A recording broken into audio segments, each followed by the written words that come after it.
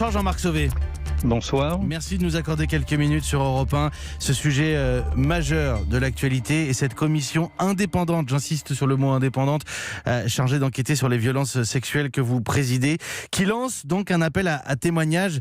Il y a un numéro de téléphone, il y a une adresse email, il y a une boîte postale. On va les mettre en ligne sur europe1.fr, évidemment, pour que chacun de nos auditeurs puisse en prendre connaissance. Aujourd'hui, d'abord, il y a l'idée de quantitatif. Vous voulez recueillir un maximum de témoignages, en tout cas savoir quelle est l'ampleur du phénomène de la pédophilie dans l'Église.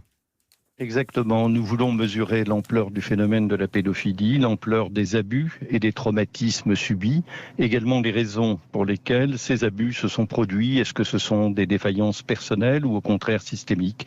On veut aussi connaître les raisons du silence qui trop souvent les ont entourés, et puis les conditions du traitement des abus ou de l'absence de traitement.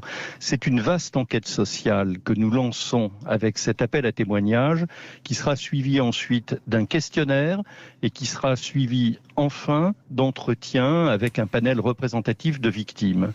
Mais la raison pour laquelle nous commençons par cet appel à témoignages, c'est aussi pour reconnaître, faire mémoire de la souffrance des victimes.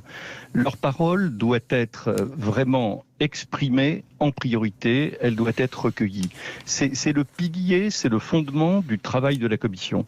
Et c'est d'autant plus important de donner la parole aux victimes que le plus souvent, les abus sexuels ont été couverts par le silence et que le silence a contribué en réalité à entretenir la souffrance. Et donc, il faut briser le silence pour que cessent les abus et que leurs conséquences puissent être enfin surmontées.